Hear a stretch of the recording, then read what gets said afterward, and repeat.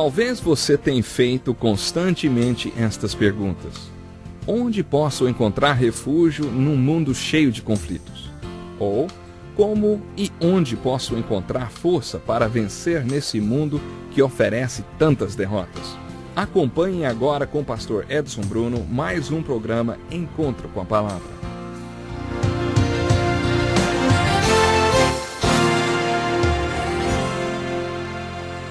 Olá, seja muito bem-vindo a mais um Encontro com a Palavra. É muito bom contar com a sua participação na continuação do estudo do Evangelho de João. Puxe uma cadeira, acomode-se, pegue sua Bíblia, abra no capítulo 14. Vamos continuar enfocando o sermão de Jesus, chamado o Sermão da Última Ceia. Este foi o sermão mais longo que Jesus pregou. Como já comentamos, na verdade, esse sermão foi um diálogo entre Jesus e os apóstolos. Este diálogo, que se tornou o sermão mais longo de Jesus, também aconteceu durante o que podemos chamar de o último retiro, promovido por Jesus com seus 12 apóstolos. No capítulo 14, um deles saiu e sobraram apenas 11 conversando com o Senhor. Jesus iniciou seu ministério público com um retiro, no qual pregou o Sermão da Montanha e, naquela ocasião, recrutou os 12 apóstolos. Jesus passou 3 anos com eles, completou seu ministério público de 3 anos, ensinou-os, deu-lhes o exemplo de tudo o que ensinou com sua própria vida, treinou-os e agora estava voltando para o Pai através da cruz, da ressurreição e da ascensão. Mas antes de ir para a cruz, Jesus encerrou o seu ministério público no capítulo 12 e no 13, se reuniu com esses homens e fez com eles o seu último retiro. Esse foi um acontecimento muito importante porque nele Jesus apresentou o seu testamento, o seu último desejo, vamos dizer assim. Foi nesta ocasião também que Jesus colocou sobre os apóstolos a responsabilidade de levar o Evangelho até os confins da terra. No último programa, fizemos um passeio panorâmico sobre o capítulo 14. Dissemos que o capítulo 14 pode ser considerado o sermão fúnebre de Jesus, proferido por ele antes de sua morte. E que sermão magnífico! Podemos destacar 3 pontos principais deste sermão. Não se perturbem em seus corações, creio em Deus e creiam também em mim. Existe um lugar sobre o qual Deus já nos falou e eu estou falando dele agora. Creio em Deus, creio em mim e não deixem que seus corações se perturbem, porque existe um lugar e vocês e eu estaremos juntos nesse lugar para toda a eternidade. O primeiro ponto de Jesus, portanto, foi: não se perturbem em seus corações, porque existe um lugar. Na parte mais importante desse capítulo, Jesus disse: não se perturbem em seus corações, porque existe alguém, o Espírito Santo.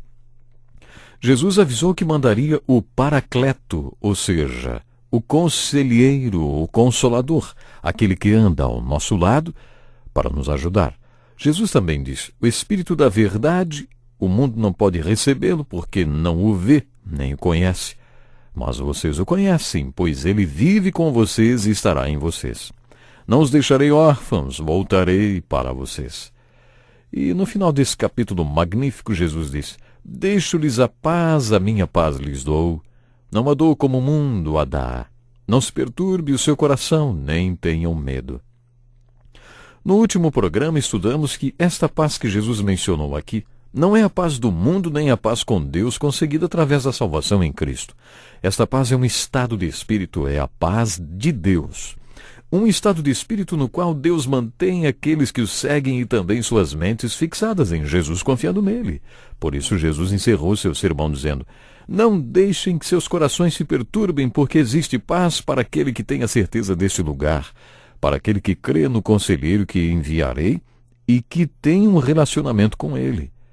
Por esses 3 motivos, vamos dizer, Jesus disse antes de morrer: não se perturbe o coração de vocês. Agora vamos abordar esse assunto por outro ângulo. Dissemos que esse sermão era originalmente um diálogo e vamos mostrar o que queremos dizer com isto. Ao final do capítulo 13, parecia que Jesus estava provocando os discípulos a fazerem muitas perguntas. Ele os fazia pensar sobre as perguntas que tinham feito. Acho que este era o seu método de ensino e por isso dava espaço para tantas perguntas. No versículo 33 do capítulo 13, Jesus disse: para onde eu vou, vocês não podem ir. Esta afirmação de Jesus levou Pedro a fazer outra pergunta: Senhor, para onde vais? E Jesus repetiu: Para onde vou? Vocês não podem seguir-me agora, mas me seguirão mais tarde. E aí Pedro respondeu com outra pergunta: Senhor, por que não posso seguir-te agora? Darei minha vida por ti. A isso Jesus respondeu: Você dará a vida por mim? Asseguro-lhe que, antes que o galo cante, você me negará 3 vezes. Agora, imagine que o capítulo 13 não acabe aí, e que não haja esta divisão entre um e outro capítulo. Faça de conta que o texto continua sem nenhuma divisão. Jesus continuou a responder aquelas 2 perguntas de Pedro. Jesus usou os pronomes no plural, dirigindo-se não apenas a Pedro, mas a todo o grupo. As perguntas que Pedro fez certamente refletiam as dúvidas dos corações de todos os discípulos.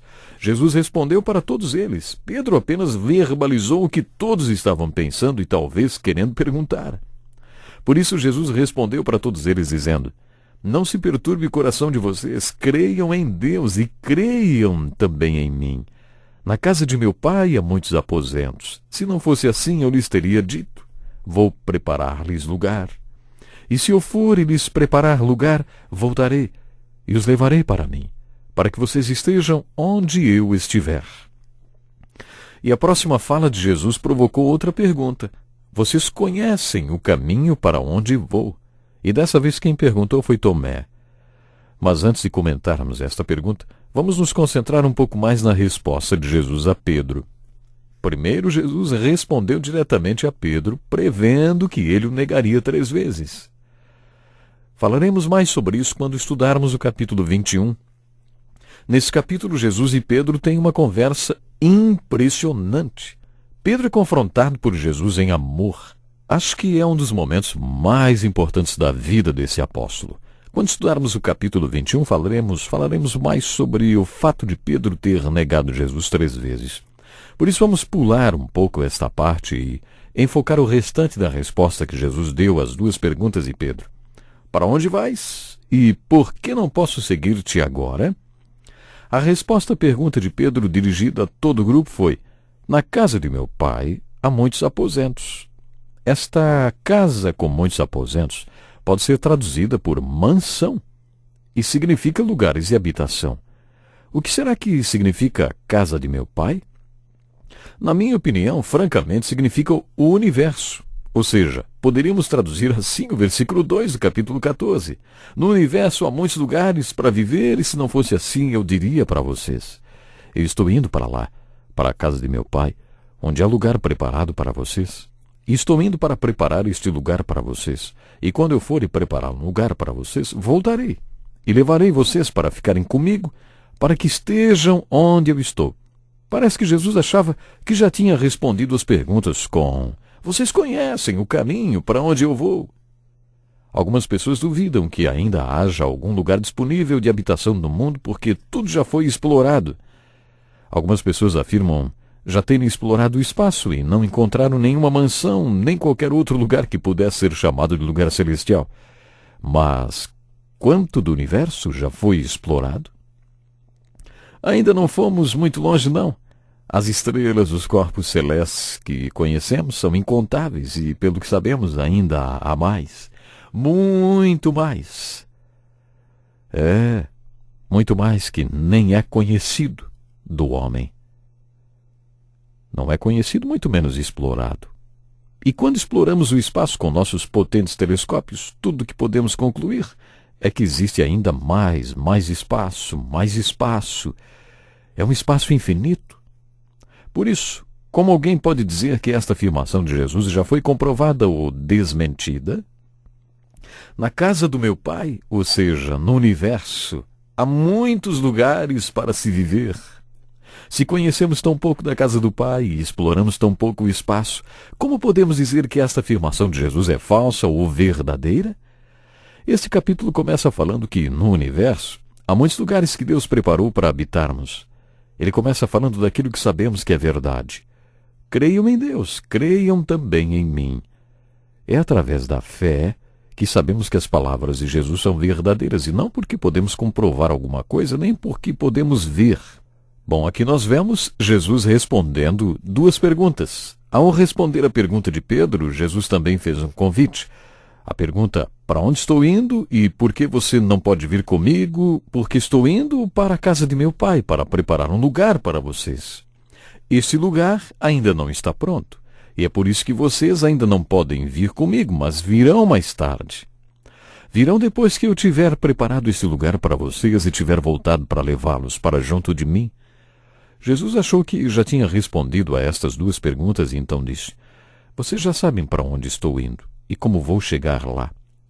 Mas Tomé, que sempre duvidava, perguntou: Senhor, não sabemos para onde vais. Como então podemos saber o caminho? A resposta de Jesus a esta pergunta de Tomé é um dos versículos mais conhecidos de toda a Bíblia. O versículo 6 do capítulo 14 de João. Eu sou o caminho, a verdade e a vida. Ninguém vem ao Pai a não ser por mim. Se vocês realmente me conhecem, conheceriam também o meu Pai. Já agora vocês o conhecem e o têm visto. Isto levou Filipe a fazer outra pergunta. Mas antes de falarmos sobre a pergunta de Filipe, vamos refletir um pouco sobre a maneira que Jesus respondeu à pergunta de Tomé. Tomé disse: Senhor, não sabemos para onde vais, como então podemos saber o caminho? Jesus disse: eu sou o caminho, a verdade e a vida. Que declaração maravilhosa! Teólogos argumentam que quando Jesus disse: eu sou o caminho para o lugar celestial, ele estava se referindo talvez à cruz e, portanto, ao seu ministério sacerdotal. Um sacerdote é aquele que intercede na presença de Deus pelos homens. As Escrituras afirmam que Jesus fez isto quando se ofereceu na cruz. Ele fez o caminho para mim, para você, para o céu, para o lugar celestial, onde habitaremos por toda a eternidade com Deus. Mas Jesus não parou por aí. Jesus poderia ter feito diferente. Ele poderia ter ficado no céu, cuidando dos seus afazeres, e naquela sexta-feira tirado uma folga do céu, ter vindo ao mundo e morrido na cruz pelos nossos pecados e pronto. Missão cumprida. Mas ele não fez assim. Ele viveu 33 anos aqui na terra. Ele fez mais do que morrer na cruz.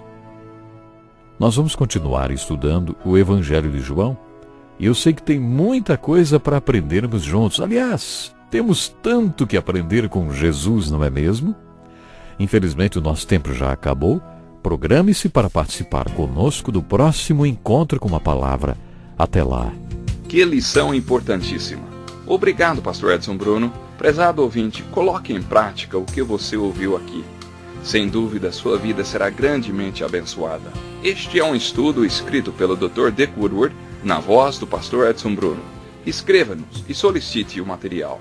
Nosso endereço é Encontro com a Palavra, Caixa Postal 2011, CEP 89201-970, Joinville, Santa Catarina. Até o nosso próximo encontro com a Palavra.